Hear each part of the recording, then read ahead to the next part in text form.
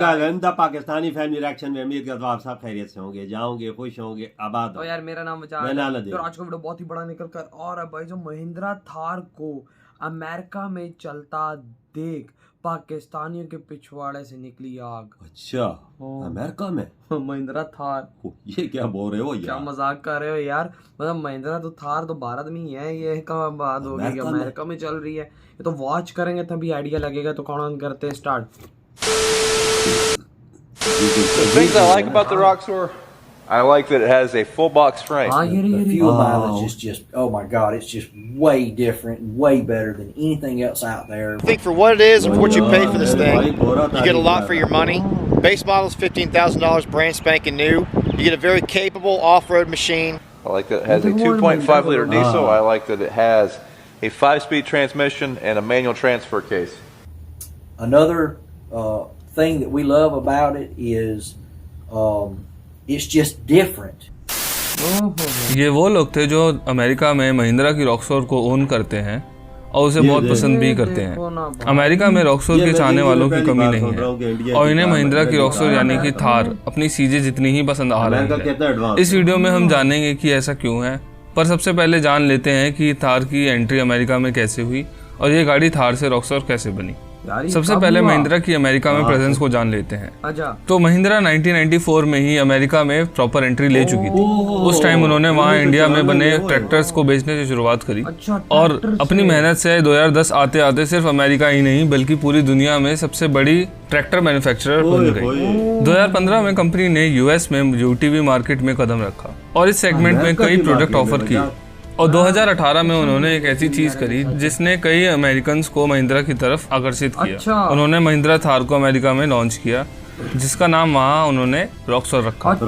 रॉक्सोर के सारे major components India में बनते थे और वहाँ फैक्ट्री में असेंबल किए जाते थे। अब वैसे तो हमारे यहाँ थार एक फुल फ्लेज्ड एसयूवी की तरह आती है, पर वहाँ उन्होंने इसे एक साइड बाय साइड की तरह लॉन्च किया था। अब हो सकता है कई लोगों को साइड बाय साइड के बारे में जानकारी ना हो, इसीलिए पहले उसके बारे में जान लेते हैं। पहले ये समझ लेते हैं कि किस टाइप की गाड़ियाँ as a side by side categorise की जाती हैं। अब ये साइड बाय साइड वर्ड जो है वो side by side seating arrangement को डिनोट करता है।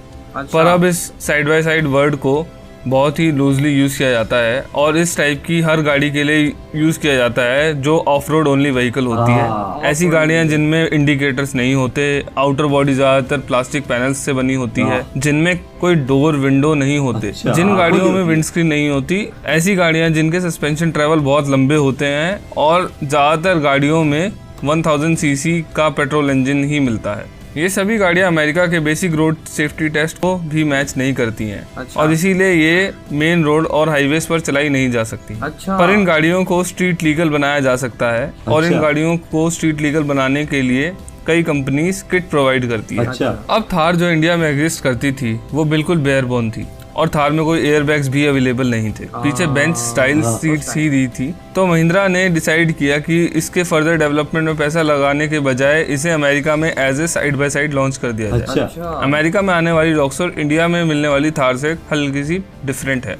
चलो लगे हाथ इनके डिफरेंसेस भी जान लेते हैं। थार की तरह अमेरिका में मिलने वाली रॉक्सोर में एक प्रॉपर फ्रंट कैबिन नहीं मिल रहा है और कैबिन ना होने की वजह से इसमें डोर भी प्रोवाइड नहीं किए जाते हैं।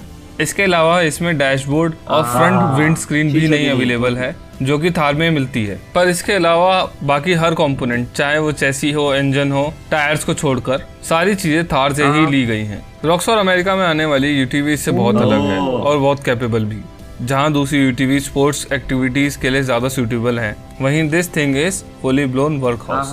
अब वो बातें जान लेते हैं जिनके लिए आप ये वीडियो देख रहे हैं, यानी कि अमेरिकन्स को रॉक्सोर क्यों इतनी पसंद आ रही है। तो इस सेक्शन में मैंने कुछ पॉइंट्स ऐड किए हैं और इनके रिसर्च के लिए मैंने अमेरिकन ब्लॉग्स पढ़े हैं, वीडियोस रिव्यूज देखे हैं और उनकी वीडियो पर जो कमेंट्स होते हैं उन्हें देखा है। और तो पहला पॉइंट जान लेते हैं जिसकी वजह से अमेरिकन्स को रॉक्सोर पसंद आ रही है और वो पॉइंट है इसका डिजाइन। इंडिया ही नहीं बल्कि यूएस में भी लोग इस गाड़ी के डिजाइन को बहुत पसंद कर रहे हैं और वो इसलिए because this carries old 1940s village jeep design till date with very less tweaks. अब जैसा हम में से कई लोग जानते हैं, महिंद्रा को इंडिया में जीप्स बनाने के लिए विलेज से 1947 में लाइसेंस मिला था और वो तब इंडिया में left hand side imported jeeps बेच रहे थे। कुछ टाइम बाद उन्होंने इम्पोर्टेड पार्ट से असेंबली स्टार्ट कर दी, पर आगे चल के जब 1954 में महिंद्रा ने अपनी खुद की प्रोडक्शन स्टार्ट करी, तब भी उन्होंने इस गाड़ी के डिजाइन में कोई बदलाव नहीं करे, क्योंकि उनके पास जीप का लाइसेंस था और 90 के दशक तक भी ये गाड़ी बहुत ज्यादा विलीज जीप जैसी दिखती थी। और अब जो रॉक्सटर या थार देखने को मिलती है वो बहुत हद तक 1980 या 90 के दशक की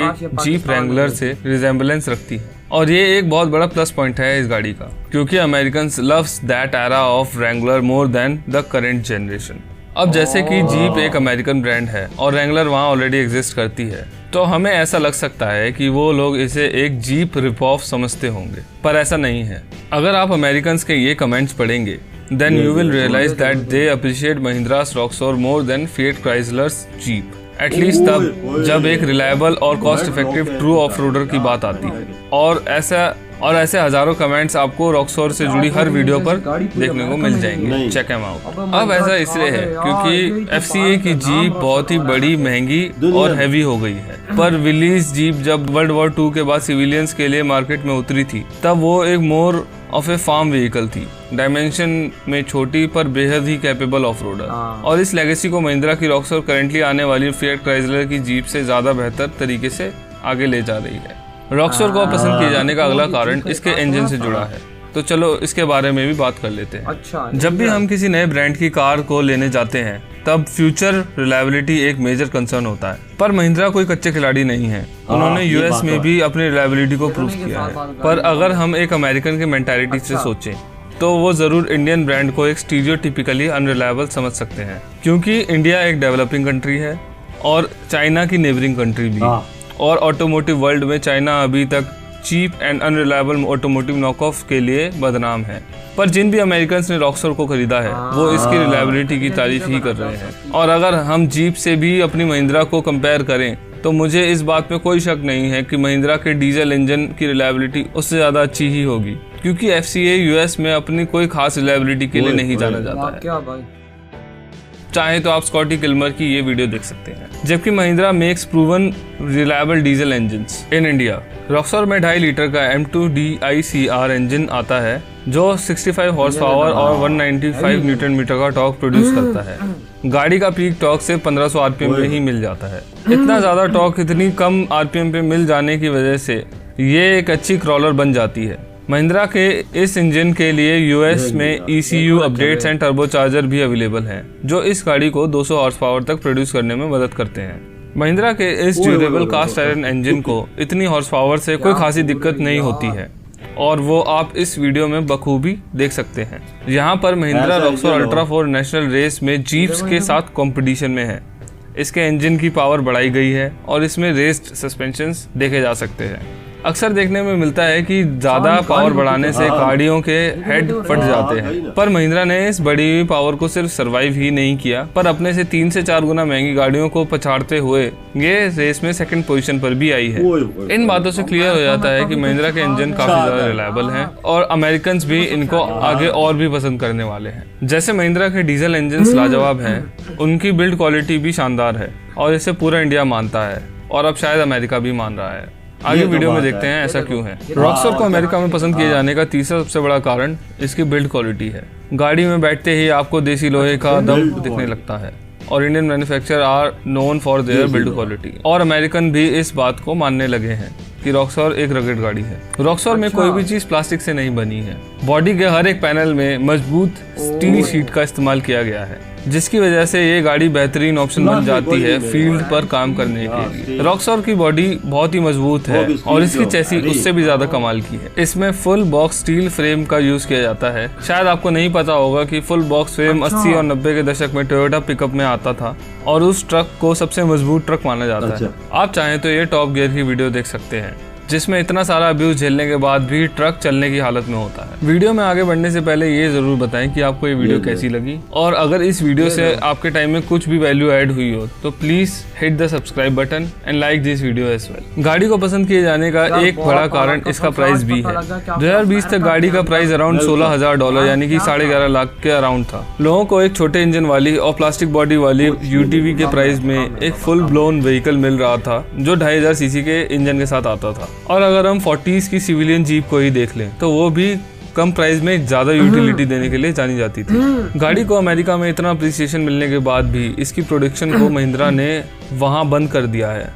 अब इसकी वजह भी जान लेते हैं। रॉक्सॉर का डिज़ाइन जीप सीजे से बहुत ज़्यादा मिलता है और कहीं हद तक व्रैंगलर से भी मिलता है। इसके चलते FCA यानी कि फिएट क्राइसलर ऑटोमोटिव जो जीप की पेरेंट कंपनी है, इन्होंने महिंद्रा पर इंटरनेशनल ट्रेड कमीशन में केस दर्ज करा दिया, जिसे आगे चल के महिंद्रा हार जाती है और गाड़ी की प्रोडक्शन को 2020 में रोकना पड़ता है। पर महिंद्रा अब गाड़ी के फ्रंट एंड को रीडिज़ाइन कर रही है ताकि वो इसे फिर से US में लॉन्च कर सके। महिंद्रा अब एक बहुत बड़ी कंपनी बनकर उभर रही है। अमेरिका ही नहीं बल्कि महिंद्रा अपने यूटिलिटी व्हीकल्स को ऑस्ट्रेलिया, कनाडा एंड अफ्रीका के कई देशों में बेच रही है। और महिंद्रा के ट्रैक्टर तो आपको ऑलमोस्ट पूरी दुनिया में ही देखने को मिल जाएंगे। महिंद्रा अब अपने न्यू प्लेटफॉर्म व्हीकल्स को जैसे कि नई थार और बाकी गाड़ियों को भी इंटरनेशनल मार्केट में उतारने जा रहा है।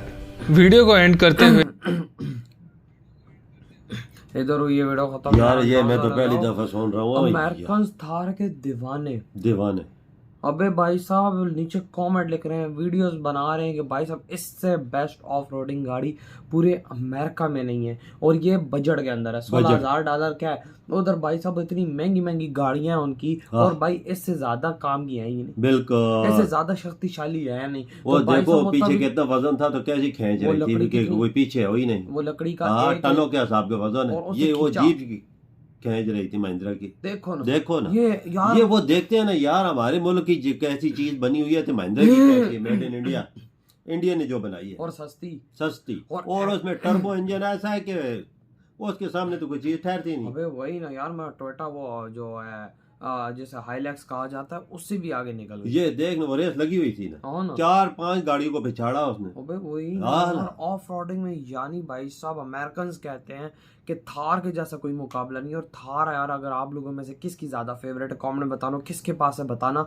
बाबा बस इंडिया में थार चल रही है, उन लोगों ने ऊपर से उसको वो छपड़े मपड़े हटा के सारे दरवाजे वगैरह दरवाजे लगा दिए, मुकम्मल ऑफ रोडिंग बना दिया। ऑफ रोडिंग रॉक्सर, हाँ उसका नाम वहाँ पर रख दिया रॉक्सर। ये दे। और भाई साहब अब तो यूरोप में और भाई साहब साउथ अफ्रीका, अफ्रीकन देशों में भी बहुत फेमस हो रही है। ये देख ना भैया, बाहर मुल्कों में महिंद्रा उनकी चीजों को पिछाड़ की। देखो अमेरिका कितना पावरफुल है और उसकी कितनी बड़ी बड़ी कंपनी है, उनको पिछाड़ा है। लोग पसंद करते हैं किस वजह से कि इनका जो इनका एक बजट है वो काम है और इसका जो काम है वो 100% सही कसम से। और बाबा जी आप कभी इनकी वो जो दूसरी अमेरिकन कंपनी गाड़ी इतना बड़ा वजन खींचेगी नहीं खींचती ना साहब से। तभी तो भाई भारत आज अमेरिका में भी उसने झंडे गाड़ दिए गाड़ियों पर लॉन्च कर। बिल्कुल, इसकी और वजह है कि इसकी बिल्ड क्वालिटी बहुत मजबूत है, प्लास्टिक नहीं है, सारी स्टील और फौलाद लगा हुआ है।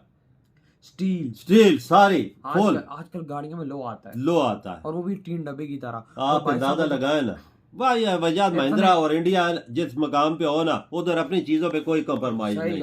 बिल्ड क्वालिटी हर चीज A1 देता है। भाई साहब देखो लोहा और स्टील में जमीन आसमान का फर्क है। वो स्टील में इतनी कम प्राइस में स्टील दे असल बात है महिंद्रा है ना, वजह महिंद्रा अपनी चीज बनाता है ना, वो मार्केट में फेंकता है तो उधर ये नहीं देखता कि इसमें कोई ऐसी चीज हो कि कोई नुकस निकाले।